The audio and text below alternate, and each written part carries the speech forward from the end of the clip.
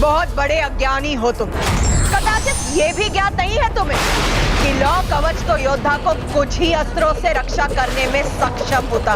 व्यक्ति के अच्छे कर्मों से बेहतर कोई कवच नहीं होता और बुरे कर्म उसके हर कवच को क्षीण कर देते हैं।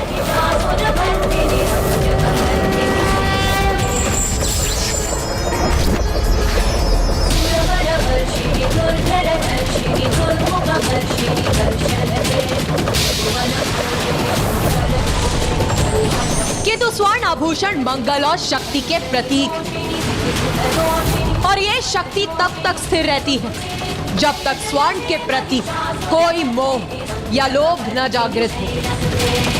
क्योंकि मंगल और शक्ति का सुदृढ़ कवच जिसके पास भी होता है उसे किसी भी अन्य कवच की आवश्यकता नहीं होती।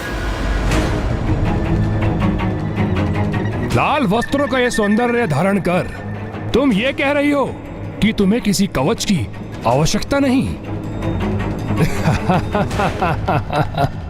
किंतु तुम भूल रही हो नारी कि युद्ध भूमि में लाल वस्त्र पहनकर नहीं आया जाता। वस्त्र तो यहाँ लाल होते हैं शत्रुओं के लहू से।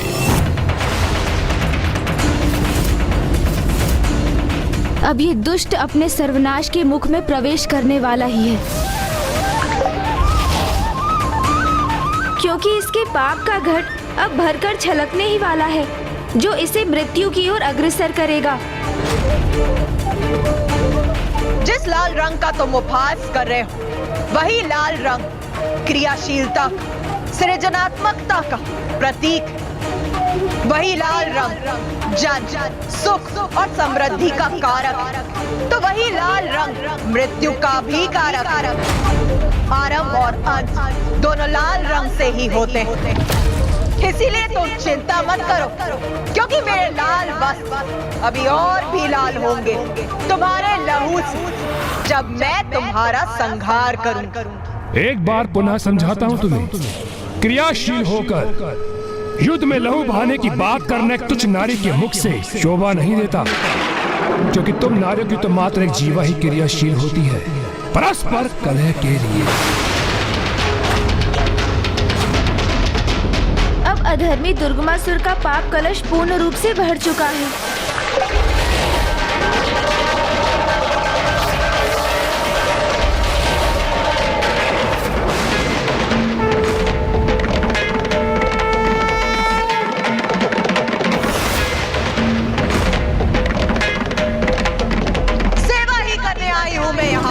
धर्म और नियति की सेवा, तुम जैसे पापी का नाश कर।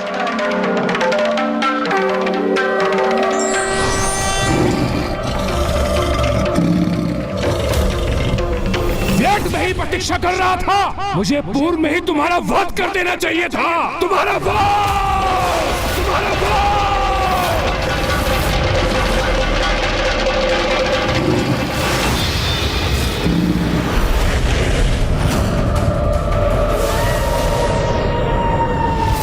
ये कैसा शेष स्वरूप दिखाई दे रहा है इस दुष्ट दुर्गमासुर का। अधर्म देवराज, अधर्म और पापों का अंधकार है ये, जिससे सभी को दूर रहना चाहिए। किंतु उस दुष्ट ने तो संपूर्ण जीवन पाप कर्मों को अपना आभूषण माना है। दुराचार करने की प्रवृत्ति को वस्त्र के समान धारण किया। इसलिए अब इसके पापों की गागर फूटने पर ये उसके अंतर की कालिमा ही है, जो उसके स्याह स्वरूप से हमारे समक्ष प्रकट हुई है। क्या हुआ? प्रतीत होता है मेरे वास्तविक शक्तिशाली स्वरूप के दर्शन पाकर स्तब्ध रह गई ना। चलो साहस जुटाओ, युद्ध करो मुझसे, मुझे परास्त करो, और यदि ऐसा करने में असमर्थ हो तो जाओ, लौट जाओ अपनी दुर्बल देव सेना को साथ लेकर, जो युद्ध करने के स्थान पर तुम्हारे पीछे एकमात्र मूक दर्शक बन के खड़े हैं। नहीं देवगण भैया, इसके इन दुर्वचनों पर हमारी कोई प्रतिक्रिया उचित नहीं, क्योंकि इसके इन शब्दों का उत्तर तो स्वयं माँ ही देंगी। गणेश, सर्वशक्तिशाली हूँ मैं, स्वीकार करो। ये आत्मविश्वास नहीं, पाप है तुम्हारा, जो तुम्हारे शीश पर, तुम्हारी बुद्धि पर छाकर तुम्हें ऐसे दुर्वचन कहने पर प्रेरित कर रहा हूं। और मुझे तो इसी समय की प्रतीक्षा थी, क्योंकि अब मैं तुम्हें तुम्हारे प्रत्येक पाप का दंड दूंगी। जिस नारी को तुमने तुझ समझा, तुझ पुकारा, वही अब तुम्हारी मृत्यु बनेगी।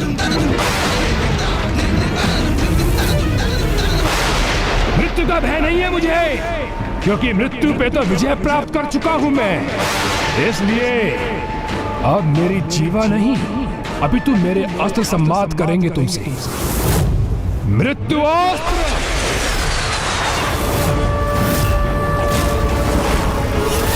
लो मेरे इस प्रहार को संभालो।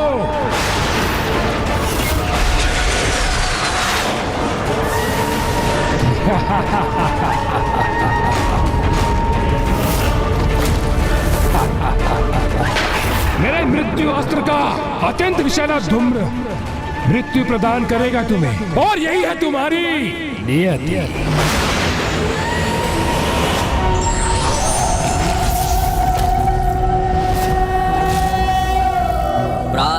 महाविद्या माता धूमावती कलिकया जापमाला जयंती मध्याह्ने प्रौढ़रूपा विकसित वदना चारुनेत्रा निशायां संध्यायां नृत्यरूपा गलित कुचयुगा मुंडमालां वहन्ति स देवी देवदेवी त्रिभुवन जननी कालोकपातु युष्मा।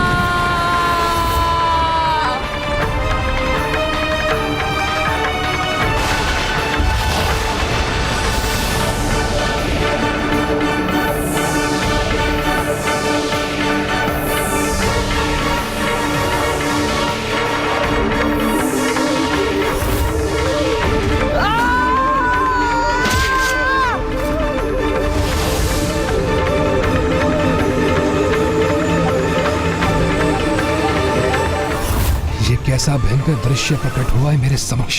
ये सत्य नहीं हो सकता।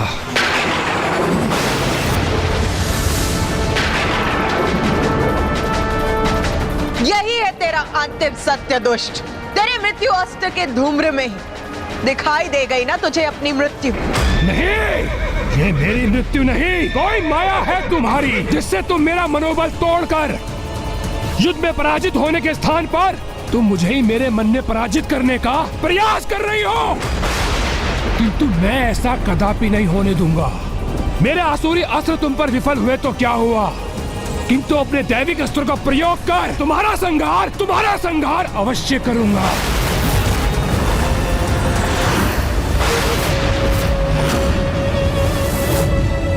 वायु अस्त्र, अग्नियास्त्र,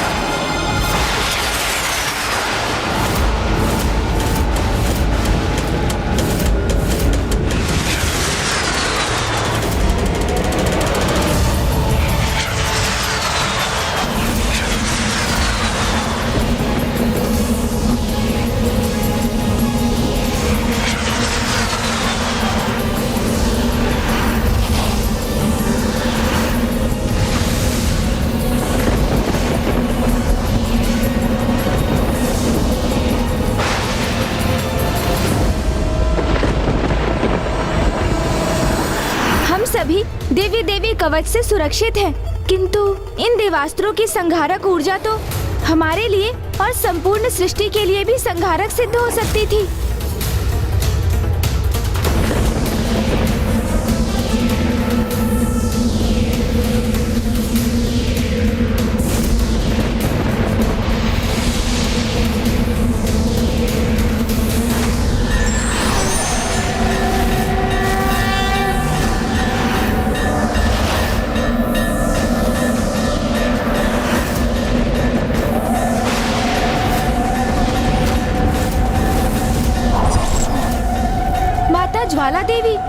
अर्थात अग्नि और ताप की देवी। माता काली तो ऊर्जा के समस्त स्रोतों की नियंत्रक है।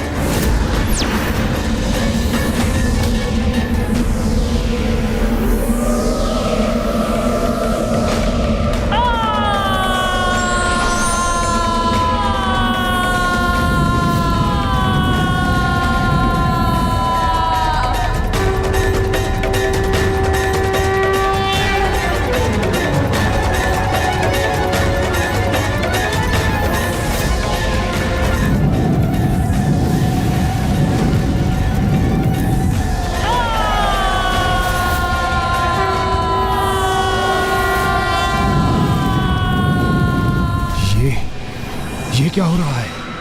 ये देवियां मेरे दैविक अस्त्रों के प्रभाव को कैसे नष्ट कर सकती हैं?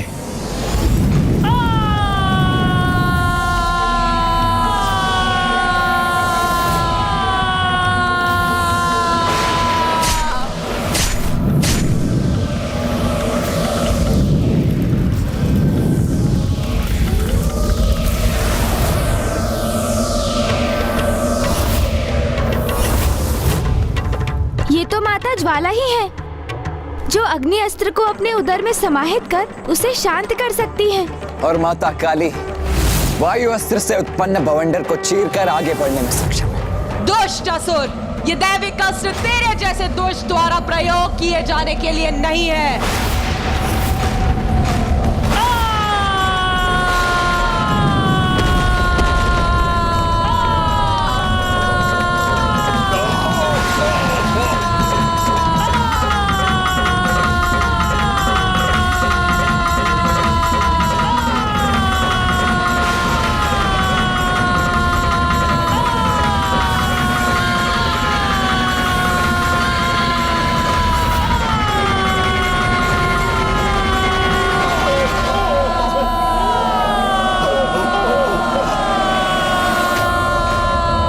मेरी असुरी ढाल मेरा कवच बनकर मेरी रक्षा करेगी।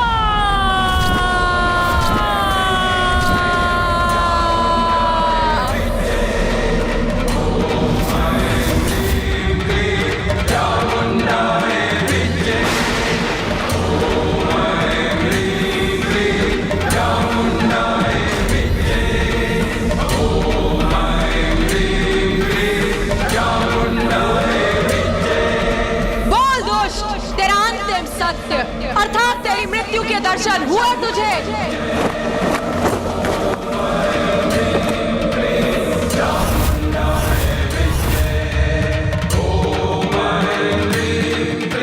ये थी वायु की वास्तविक शक्ति। अब देख ज्वाला की शक्ति क्या करती है तेरे साथ।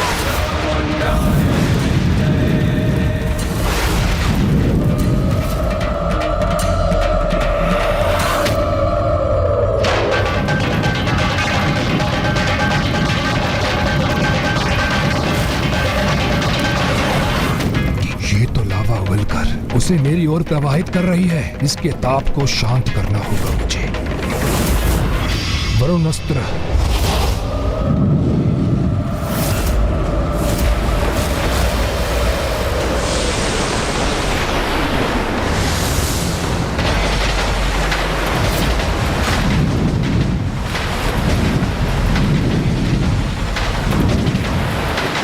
माता से युद्ध करने के लिए वो अधर्मी दुर्गमासुर वैदिक अस्त्रों का प्रयोग कर रहा है। पहले उसने वायु और अग्नि अस्त्र का प्रयोग किया, अब वो दुष्ट लावा से रक्षित होने के लिए वरुणास्त्र का प्रयोग कर रहा है।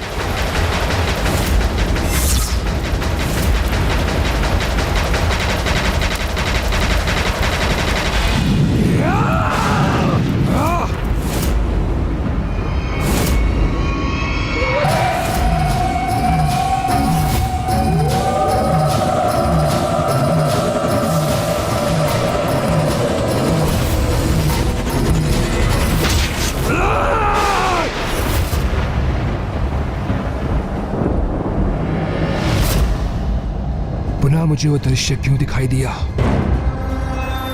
पहचान अपनी मृत्यु को मूर्ख, जो तेरे अंतिम सत्य के रूप में तेरी ओर बढ़ रही है।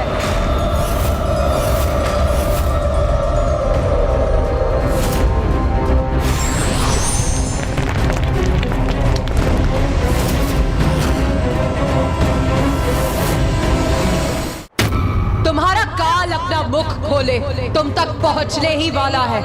इसका आभास हुआ तुम्हें दुर्गमासुर? नहीं, असंभव है मेरी मृत्यु। मैं अजय था, अजय हूँ और अजय रहूंगा। दुर्गमासुर हूँ मैं, दुर्गमासुर, दुर्गमासुर।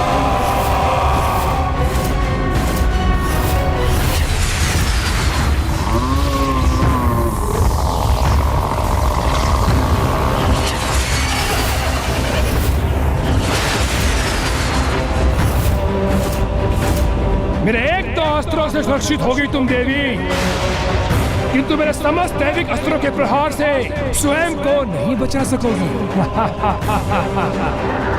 तामसिक माता के 94 करोड़ अनुष्ठान का ही प्रतिफल है मेरे ये वैदिक अस्त्र, जो अब इस तुच्छ नारी के संहार में सहायक सिद्ध होंगे।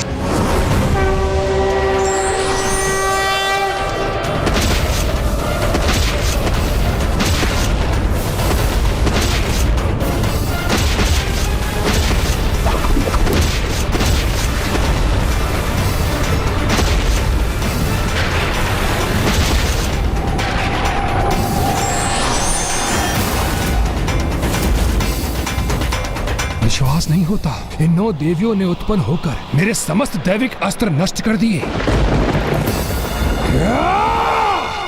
तुम्हारा वध तो मैं अवश्य करूंगा, अपने दैविक अस्त्रों से नहीं तो अपने असुरी अस्त्रों से तुम्हारा वध अवश्य करूंगा मैं देवी, अवश्य करूंगा।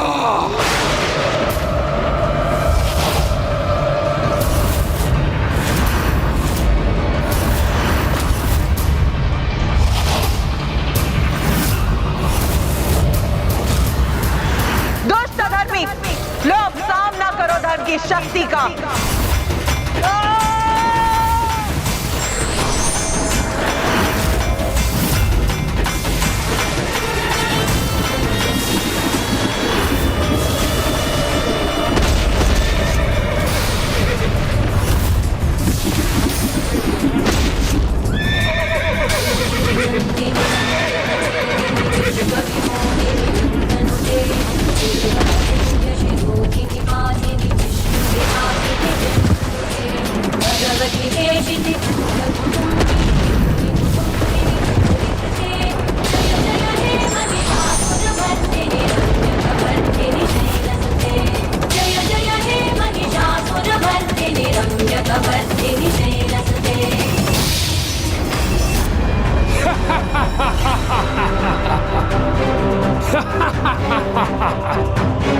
अजय हूं मैं, ये देवी एक तुच्छ नारी मेरा वध कदापि नहीं कर सकती। दुर्गमासुर हूं मैं, दुर्गमासुर हूं मैं।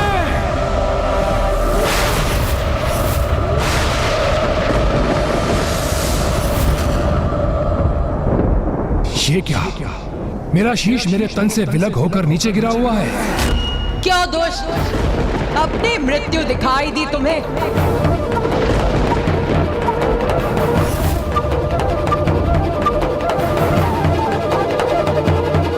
ये कैसा प्रपंच है?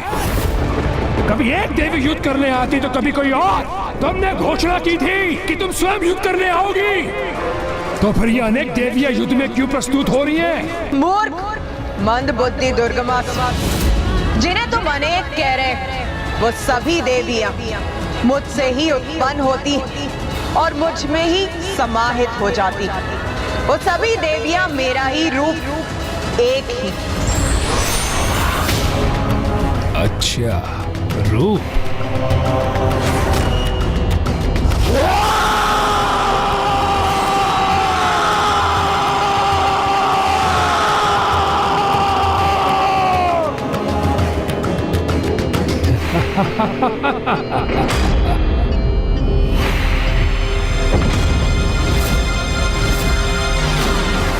मंद बुद्धि मैं नहीं, अपितु तुम हो देवी। इसे यह भ्रम है कि तुम दुर्गमासुर की मृत्यु बनोगी। स्मरण करो मैंने क्या कहा था। दुर्गमासुर की मृत्यु दुर्गम ही नहीं अपितु असंभव भी है।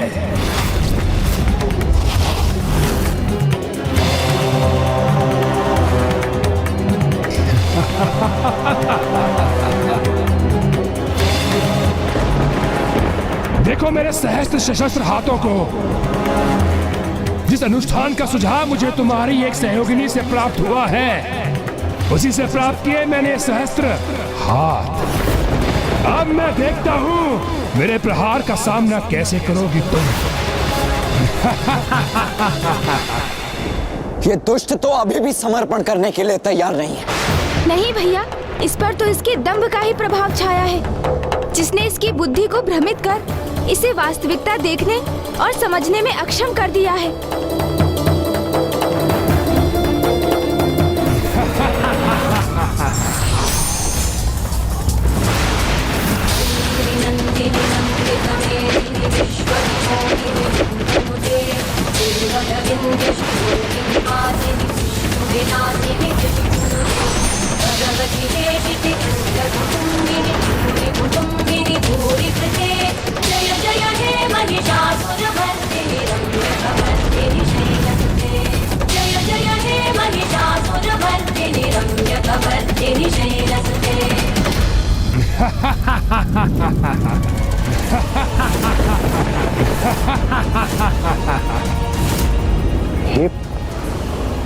ये क्या हुआ?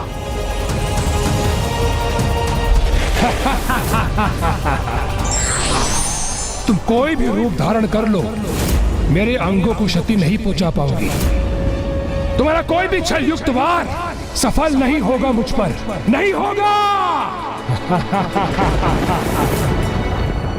ये क्या?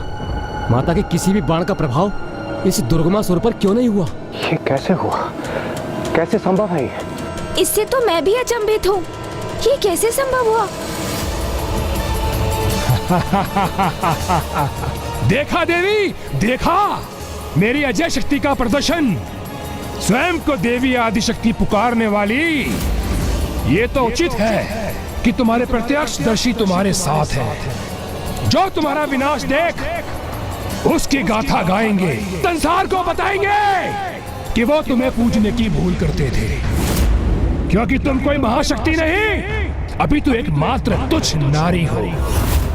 मैं दुर्गमासुर, ब्रह्मांड के सारे देवी देवताओं को पराजित करने वाला दुर्गमासुर, तुमसे भी कहीं अधिक शक्तिशाली हूं मैं।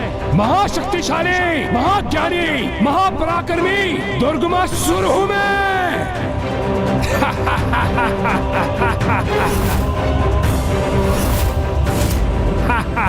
दुर्गमासुर हूं मैं।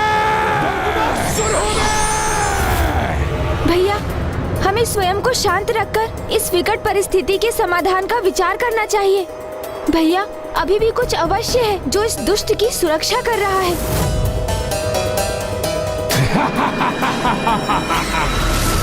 इसका ललाट, मेरी दिव्य दृष्टि से मुझे इसके ललाट पर वैसा ही तेज दिखाई दे रहा है जैसा तेज गायत्री माता के प्रभाव से दुष्ट अरुणासुर के ललाट पर भी था।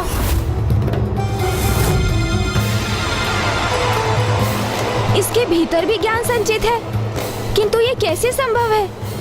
ज्ञान की देवी वेद माता का आहरण किया था इसने, तो अवश्य उन्हीं से कोई ज्ञान प्राप्त किया होगा इसने। भैया, संगति का प्रभाव।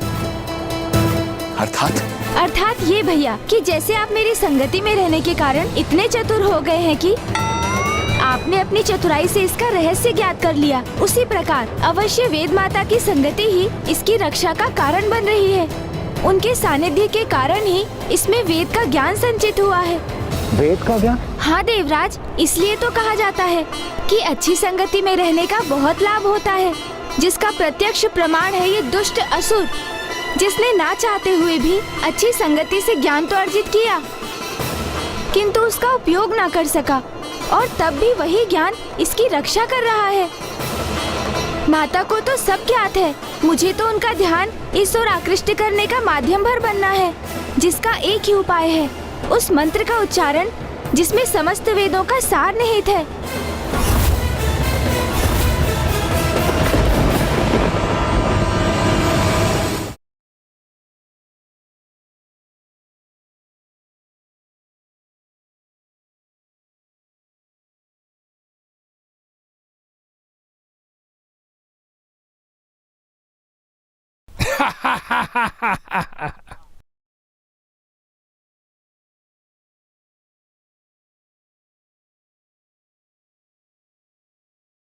वेद माता का ज्ञान ही है जो इस असुर की रक्षा कर रहा है।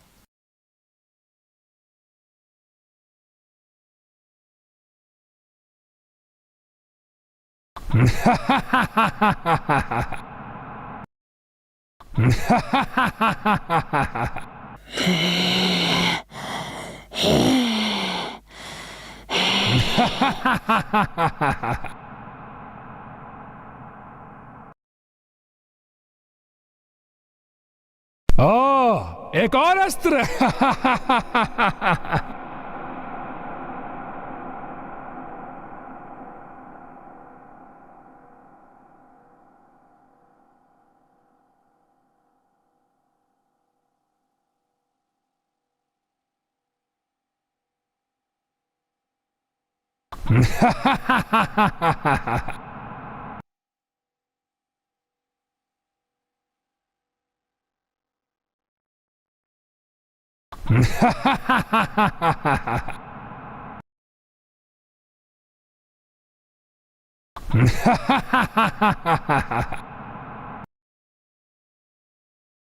इस चक्र की ध्वनन गति से मेरा मस्तिष्क भी अनियंत्रित हो रहा है।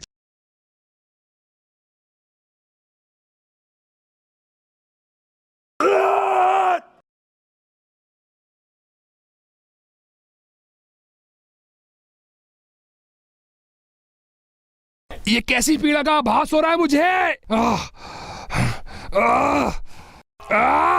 अपार कष्ट हो रहा है मुझे, जैसे मेरा शीश विस्फोट होने जा रहा है।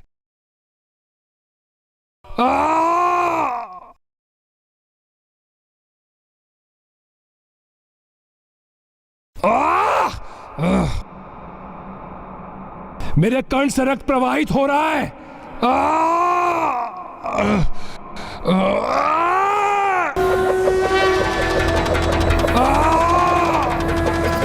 ये क्या? इस पापी दुर्गमासुर के शीश से ये उजला प्रकाश कैसे प्रकट हो रहा है? यही वो ज्ञान है देवराज, जो इसे सुसंगति से दान में प्राप्त हुआ था। चारों वेदों का ज्ञान।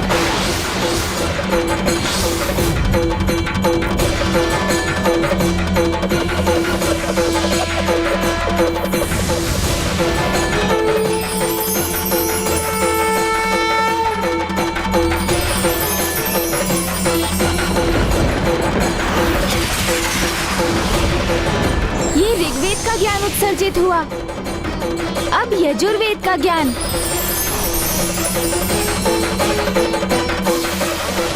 तत्पश्चात सामवेद का ज्ञान और अब अंततः अथर्ववेद का ज्ञान भी उत्सर्जित हो गया उसके मस्तिष्क से।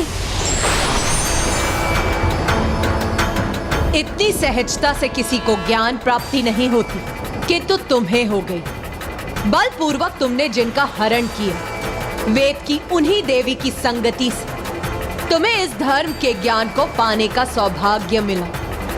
किंतु तुम्हारे भीतर की बुराई ने तुम्हारे ज्ञान को कभी बढ़ने नहीं दिया, किंतु धर्म के इस ज्ञान ने फिर भी तुम्हारा साथ दिया और कवच बनकर सदा तुम्हारी रक्षा की। यह है उचित ज्ञान का महत्व, जो तुम जैसे मूर्ख अधर्मी कभी नहीं समझ सकते। किंतु अब तुम्हारा ये कवच तुमसे छिन चुका है, इसलिए अब तुम अपने सर्वनाश के लिए तैयार हो जाओ दुष्ट दुर्गमासुर।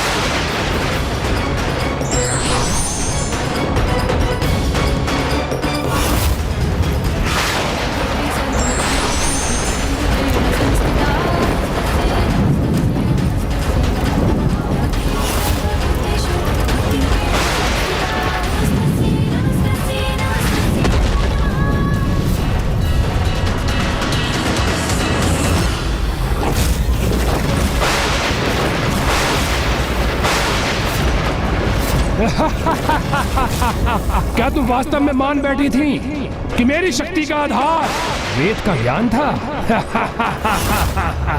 नहीं देवी नहीं, अपने अनुष्ठान से शक्ति प्राप्त की है मैंने। 94 करोड़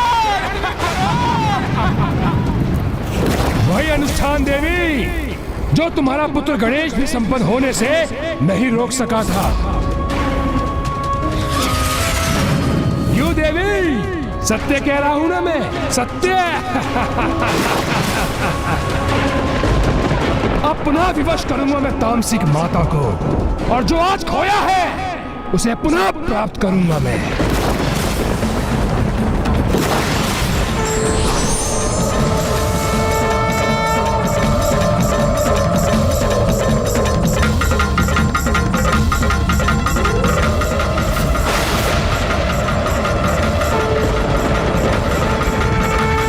कल इसी माँ ने तुझे सुझाव दिया था, आज मृत्यु प्रदान करेगी।